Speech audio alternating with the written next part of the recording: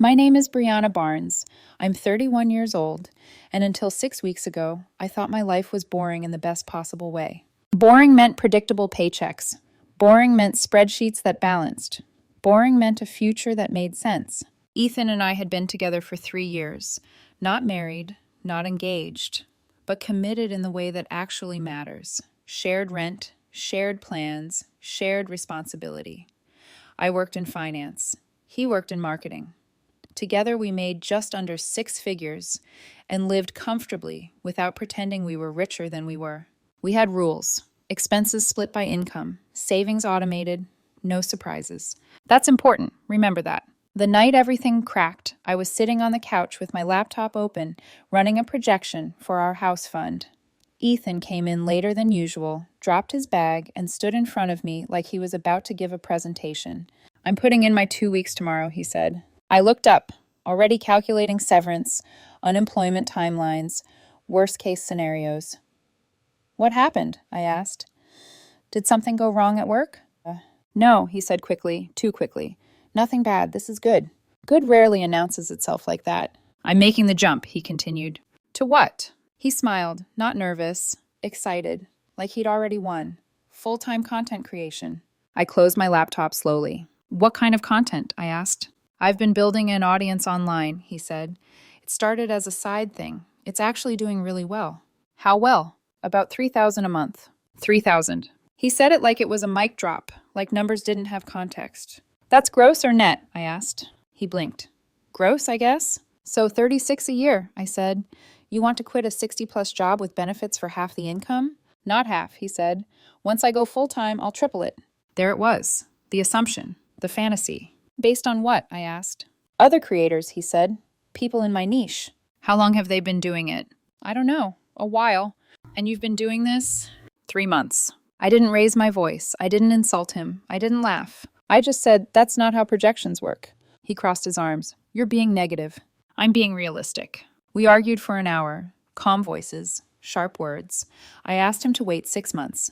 Build savings. Prove sustainability. He said I was trying to control him, that I didn't believe in him, that I should be supportive. The next morning, he gave his notice anyway. 2 weeks later, Ethan was unemployed and calling it freedom. At first, I said nothing. I told myself adults make choices. Relationships require compromise. But compromise quietly turned into coverage. His income dropped. His expenses didn't. Every week, there was something new labeled business, equipment, lighting, props, grooming, small amounts that added up fast. I asked how he was tracking it. "I'll figure it out," he said. That phrase became a warning siren. I explained taxes, self-employment, quarterly payments. He nodded without listening, changed the subject, promised later. Later never came. What did come was Instagram posts calling himself an entrepreneur. Motivational quotes about choosing yourself, building your empire. Meanwhile, I covered the rent, utilities, insurance, groceries, all the things he used to handle without question. One night, I checked our joint account and felt my stomach drop. This wasn't a dip, it was a drain. When I asked him about adjusting the budget, he said, "We're a team. A team implies consent." What he meant was, "You'll absorb this." I didn't yell, I didn't threaten, I didn't leave. But something shifted. Trust doesn't shatter all at once. It thins, it frays, it goes quiet. And quiet was exactly what scared me most. Because by then, I could feel it. Ethan wasn't confused. He was hiding something, and I hadn't even scratched the surface yet. By the 3rd week after Ethan quit, the apartment didn't feel like home anymore. It felt like a co-working space he happened to sleep in. There was always a ring light set up in the corner, like a tiny, artificial sun, a tripod by the bookshelf, a laundry basket overflowing with props that looked suspiciously like regular shopping he didn't want to admit was just shopping. And Ethan, my boyfriend who used to complain about overtime and Monday meetings, now worked from the couch, scrolling and smiling at his phone like it was feeding him oxygen. At first, I tried to be patient. I told myself this was a phase, a pivot, a messy transition into something bigger. But then the numbers started talking louder than he did. It started with the little things. "Pedicure," he said casually one Saturday morning, like he was talking about picking up milk. "It's a business expense." "How much?" I asked. 80. "Every week?" He gave me a look like I was being dramatic. "Feet are literally my product, Bri." That phrase hit me harder than it should have. Feet are my product. Not my boyfriend, not my partner, not a man planning a future with me. A product. And I didn't know whether to laugh or feel sick. The next week, new socks. For content. The week after, ankle jewelry. For the aesthetic. Then props. Fake flowers, satin sheets, a ridiculous fuzzy rug he said added texture. Every time I asked about cost, he'd respond like I was attacking his dream. You don't understand branding, he'd say. Oh, I understood branding. What he didn't understand was math. One night, after I paid rent and watched our savings account dip lower than it had in months, I finally sat at the kitchen table with my laptop and pulled up our budget spreadsheet. I didn't call Ethan over right away. I stared at the numbers alone, letting them bruise me slowly. His old job had paid him around $4,200 a month after taxes. Solid, consistent, reliable. Now, I scrolled through his deposits. Not what he said he made, what he actually deposited into our joint account. 28 hours. Then I checked what he'd spent. 29 hours on business. His net was Kenham, a third of what he used to bring in. And he was acting like we were climbing instead of sinking. I waited until he finished his shoot that night. Him on the couch, feet stretched out, different socks, different angles, different captions. When he finally put his phone down, I slid my laptop toward him. We need to talk. Ethan's smile faded immediately, like my tone alone was a threat. I'm listening, he said, but his eyes flicked over my spreadsheet like he already wanted out. I went through the numbers, I said. Your income is lower than you think, and your expenses are high. It's temporary, he said too fast. I'm building my brand. For how long? He shrugged. As long as it takes. There it was again. That casual confidence, that refusal to anchor anything to reality. And in the meantime, I asked? In the meantime, we make it work. I kept my voice even. By we, you mean I cover everything you used to cover. His jaw tightened. We're a team, he repeated, like it was a magic spell that turned my money into his safety net. A team where one person made a major financial decision without agreement, I said, and now expects the other person to subsidize it. His eyes sharpened. So you are trying to control me. I stared at him, honestly stunned by how quickly he turned concern into accusation. I'm trying to protect us, I said. There's a difference. He stood up and paced the kitchen, rubbing his hands together like I'd put him on trial. You think I don't know what I'm doing? I think you're gambling with our stability. He laughed, one short sound that wasn't humor. It was insult. You're acting like I'm doing something shameful. I hesitated because that was the problem. I didn't even know what he was doing, fully. He had told me feet pics. But lately, his captions were different. His tone was different. The way he angled his phone when he thought I wasn't watching was different. And the worst part? I couldn't prove anything without becoming the kind of girlfriend who snoops and spies and checks phones. So instead, I focused on what I could prove. Have you been tracking expenses for taxes? I asked. Ethan froze mid-pace, like the word taxes was a mosquito buzzing in his ear. What do you mean? You're self-employed now, I said. You need receipts, a system, deductions, quarterly estimated payments. That sounds complicated, he said, instantly defensive. It's not complicated, I said, leaning forward. It's basic. The government doesn't care that you're chasing a dream. They care that you pay what you owe. He waved his hand like he was swatting my words away. I'll deal with it later. I felt something cold settle in my stomach. Later. Later is how people end up drowning while they swear they're fine. Ethan, I said quietly, you need to set aside money, at least 25%. 30, honestly. He shook his head. You're stressing for no reason. I stared at him. It's not stress, it's responsibility. His voice rose just enough to bite. Why can't you just be supportive? I could have said a lot of things then. I could have asked him why he kept calling it passive income, while he spent hours a day creating. I could have asked why his empire was draining our accounts. I could have asked why his eyes always flicked away when I mentioned numbers. Instead, I took a breath and swallowed my anger, because I still loved him. And love makes you do stupid, patient things when you should be drawing boundaries. So I said, okay, but we need transparency. He nodded, but his expression said fine, the way a teenager says it to an adult they don't respect. 2 weeks passed. His Instagram got louder. More motivational posts, more choose yourself, more if they don't support you, they don't deserve you. And every time he posted one, it felt like a slap disguised as inspiration. Then came the next deposit, 2A4 expenses, 1,100. Net, 1,300. I sat at the kitchen table with the numbers again, and this time I didn't feel disbelief. I felt dread, because you can't argue with math. You can only ignore it. And Ethan was ignoring it so hard it felt intentional. That's when I asked him the question I should have asked sooner. Are you planning to report this income? He looked up from his phone slowly. His eyes were blank for half a second, like his brain was scrambling for the correct answer. I don't know, he said. Maybe. Isn't it kind of like cash? My skin went cold. Cash? I repeated. It's just payments, he said, shrugging. It's not like I'm getting a W-2. That's not how it works, I said, voice low now. Platforms report earnings. You get forms. The IRS gets copies. He blinked. Really? Yes. For a moment, just a moment, he looked scared. Then the fear vanished, replaced by that same lazy confidence.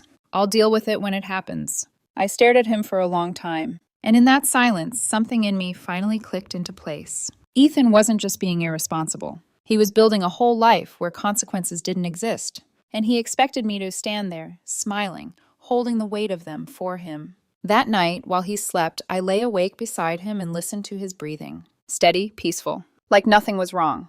But my mind wouldn't stop replaying that one sentence. I'll deal with it when it happens. Because if he wasn't planning to deal with it, then someone else would. And when that day came, I knew exactly who he would expect to save him. I rolled onto my side, staring at the faint glow of his phone charger in the darkness. And I realized the truth that made my throat tighten. I wasn't scared of what Ethan was doing online. I was scared of what he was doing behind my back. And I was running out of patience to stay blind. I didn't plan to look. That's the part people never believe, but it's true. I wasn't snooping out of jealousy or insecurity. I wasn't hunting for proof of cheating or betrayal in the dramatic, cinematic sense. I was looking for numbers, for clarity, for something solid to push back against the fog Ethan kept wrapping around every conversation. The moment came on a Sunday afternoon. Ethan left for a coffee shop with his laptop and a tote bag full of shoot outfits. He kissed my cheek distractedly and said, "Big content day," like it was a board meeting. The apartment went quiet after the door closed. Too quiet. I stood in the kitchen for a long minute, staring at the counter, listening to my own breathing. I told myself I was just going to clean, do laundry, reset my brain. Then I saw his laptop on the desk. Open. Unlocked. The screen dimmed, but didn't lock, like it was waiting for me. I hesitated. This was the line. I knew that. Once I crossed it, there was no pretending anymore, no polite conversations, no benefit of the doubt. But trust isn't supposed to require blind faith when everything else points to danger. So I sat down. The browser was still open. OnlyFans dashboard. I recognized the layout immediately from the screenshots he'd casually shown me once. Numbers blurred, details glossed over. This time, nothing was blurred. Subscriber count 487. Monthly price $12.99. I did the math once, then again, then a third time, because surely I'd misread something. 6,003 ton. Monthly. My chest tightened. I clicked another tab. Premium Snapchat. Subscriber count 231. Monthly price $9.99. Another calculation. 2,308.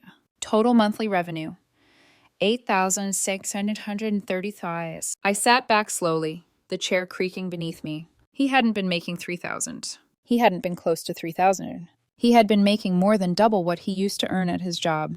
And he had looked me in the eye and told me he was struggling. I scrolled further. Payment history. Platforms. Dates. Amounts. There were deposits routed to places I didn't recognize. PayPal. Cash App. Venmo. And then a bank account I didn't know existed. A checking account at a bank we didn't use. Opened 2 months ago. Balance, $18,000. My hands went numb. I clicked through statements, my heart pounding louder with every page. There was more.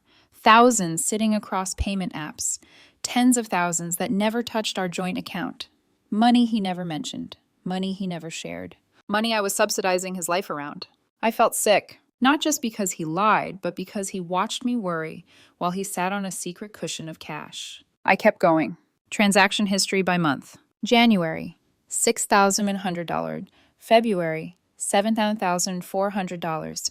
March, $8,200. April, partial, $8,900. Over $30,000 in 4 months. Reported to the IRS? 0. Set aside for taxes? Nothing. I checked his email next, my stomach in knots.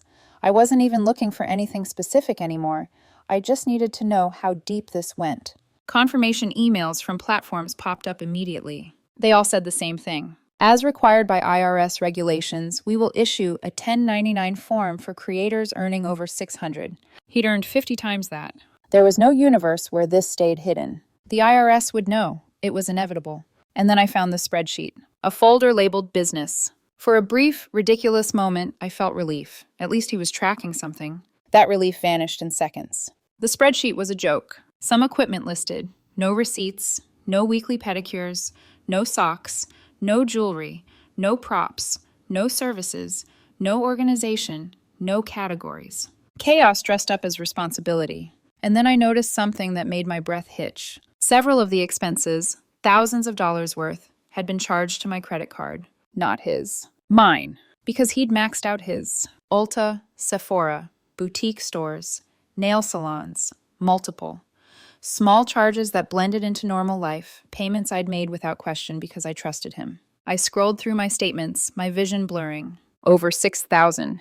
Our money. Used to grow his secret income while he let me think we were barely breaking even. That wasn't disorganization. That was theft. I leaned back in the chair and stared at the ceiling, my heart racing. I wasn't angry yet. I was cold. Because anger implies surprise. This felt like confirmation. I forced myself to look at his actual content. I needed context. I needed to know if I was overreacting. I wasn't. It wasn't just feet. There were angles that revealed more. Poses designed to tease. Captions that promised exclusivity, interaction, requests. It wasn't wrong. I wasn't judging the work. I was judging the lie. Judging the way he'd reduced it to something harmless, so I'd shut up and keep paying the bills. And then the final piece clicked into place. His parents. Ethan's parents were deeply religious, the kind of religious that shaped their entire identity. His father was involved in church leadership. His mother ran a women's ministry. They still talked weekly, still sent birthday checks, still offered help. And they had no idea what he was actually doing. He had told them he quit to freelance in marketing. He had been lying to everyone. Different versions of himself for different audiences. Different truths, depending on who was paying the price. I closed the laptop slowly and sat there in the silence. This wasn't just a financial issue anymore. This was about character, about respect, about the way Ethan had decided that his comfort mattered more than honesty, legality, or partnership. By the time I heard his key in the door later that evening, my decision had already formed. I didn't scream, I didn't cry, I didn't confront him right away. I smiled when he walked in. "How was your day?" I asked. "Great," he said, grinning. "I think I'm going to hit 10 grand this month." "That's amazing," I replied. And I meant it, because now I finally knew the truth. And knowing the truth meant I could stop protecting him from consequences he'd earned himself. What Ethan didn't realize, what he couldn't see yet, was that the moment he hid money, lied about income, and spent mine without permission, he didn't just break trust. He handed me clarity. And clarity is dangerous. I slept better that night than I had in weeks. That surprised me. I'd expected guilt or anxiety or that awful looping feeling where your mind refuses to shut up. Instead, I woke up calm, clear, like something heavy had finally settled into place. Clarity does that. Once the truth is fully visible, your body stops fighting shadows. Ethan left early the next morning, laptop under his arm, already typing on his phone before the door closed behind him. "Coffee shop," he said. "Big day." "Good luck," I replied. The door clicked shut, and the apartment went still. I didn't hesitate this time. I sat down at my desk and opened my laptop, not his, mine. The first thing I did was create a new email address, something neutral, no names, no history. Then I opened the website I already knew I'd be visiting, the IRS. There's a form most people don't know exists, a quiet little document meant for situations exactly like this, when someone knows about unreported income and chooses not to look away. Form 3949A, Information Referral. I filled it out carefully. Name, address, description. Subject has been operating multiple online content platforms since January of the current year. Estimated income exceeds $30,000. No quarterly estimated tax payments made. Subject has stated intent not to report income. I attached screenshots. OnlyFans dashboard. Premium Snapchat revenue. Payment deposits. I didn't embellish. I didn't editorialize. I didn't threaten. I just told the truth. When I hit submit, there was no rush of adrenaline, no satisfaction, just finality. Next, I turned to the folder I'd created the night before. Everything I'd copied from Ethan's accounts, saved to a cloud drive he didn't know existed. This wasn't revenge. This was documentation. Because I was done being surprised. The last thing I did took longer. Ethan's parents. I stared at their contact information for a long time. longer than I'd stared at anything else, because this part wasn't about legality. It was about exposure. They lived in a world built on belief, not nuance. A world where appearances mattered almost as much as faith. Ethan knew that. He'd curated his story carefully to keep their support without their judgment. He'd let them send money, let them offer prayers, let them think he was doing honest work. And he'd never planned to tell them the truth. I didn't send the message right away. I paced, made coffee, let it go cold. Finally, I sat down and wrote, I believe you should know what your son is actually doing for work. The content attached is publicly available. I thought you deserved the truth. No insults, no accusations, just screenshots. Enough to make the point. I hit send. Then I closed my laptop and went to work like it was any other Monday. That night, Ethan came home buzzing. I think this is the month everything changes, he said, dropping his bag. I can feel it. I smiled. That's great. 2 days later, his phone rang while he was in the shower. I didn't answer it, but I heard his voice when he came running out, towel half on, panic already leaking into his tone. Why is my dad calling me? I stayed on the couch. He answered. I didn't hear everything, but I didn't need to. I heard his father's voice raised through the speaker, heard Ethan's breath hitch, heard words like disgrace and shame, and how could you slice through the air? When the call ended, Ethan stood there shaking. They saw it, he said, voice cracking. Someone sent them screenshots. I looked up at him. That's awful. My mom won't answer, he whispered. She just cried and hung up. He sank onto the couch beside me, burying his face in his hands. Do you know who would do this? He asked. I kept my voice soft. No idea. He cried that night, hard, like a child whose safety net had vanished all at once. I ordered pizza, sat beside him, said nothing. 3 weeks later, the letter arrived. An official envelope, government seal, his name printed neatly across the front. He opened it at the kitchen table while I made coffee. What the hell is this? He asked. What? I said, turning. He read aloud, voice rising with every word. Notice of audit, unreported income. His face drained of color. How do they even know? He asked. I haven't filed anything yet. Platforms report earnings, I said calmly. I told you that. He started pacing, panic sharp now. What do I do? You should get a CPA, I said. I don't have money for that. I met his eyes for the first time since the letter arrived. Then you probably should have thought about that before you decided taxes were optional. He stared at me, stunned. Why are you being like this? I set my mug down slowly. Because I'm tired. Tired of what? Tired of carrying consequences that aren't mine. He swallowed. You're not going to help me? Help you with what? I asked. I warned you, repeatedly. His voice dropped. Did you report me? Yes. The word landed between us like glass shattering. And my parents? He whispered. Yes. For a long moment, he didn't speak. Then his mouth opened. You ruined my life. I shook my head. No, I stopped protecting you from it. The silence that followed was different from all the others. This one didn't feel like tension. It felt like an ending finally admitting its name. Ethan didn't sleep that night. I know because neither did I. We lay on opposite sides of the bed, backs turned, the space between us wider than the mattress itself. Every few minutes, he'd shift, sit up, lie back down. His phone buzzed constantly. Texts he didn't answer, calls he let ring until silence swallowed them. Around 3 a.m., he finally spoke. You planned this, he said. His voice wasn't angry. It was hollow. Like something inside him had collapsed and left nothing to hold the words up. I reacted, I replied. There's a difference. He turned toward me, eyes red and unfocused. You waited. You smiled. You told me that's great while you were setting me up. I rolled onto my back and stared at the ceiling. I waited because every time I talked to you, you dismissed me, I said. I smiled because I already knew the truth. And I didn't set you up, Ethan. I stopped lying for you. That wasn't your place. It became my place when you spent my money, I said quietly. When you hid income, when you made me legally vulnerable without asking. His jaw tightened. You went through my stuff. Yes. You invaded my privacy. You erased our boundaries first. He sat up fully now, hands shaking. I didn't mean for it to get like this. That's the problem, I said. You didn't mean for anything. You just assumed it would work out. He ran a hand through his hair. I was going to tell you. I just needed time. You had time, I said. You had warnings. You had chances. Silence again. Thicker this time. Then he said the thing I hadn't expected. I was scared. I turned my head slightly. Of what? Of losing it, he said. The attention, the money, the feeling that I was finally winning. There it was. Not passion, not creativity, validation. I didn't want to go back to being ordinary, he continued. And I didn't want you to look at me like I failed. I swallowed. So instead you lied.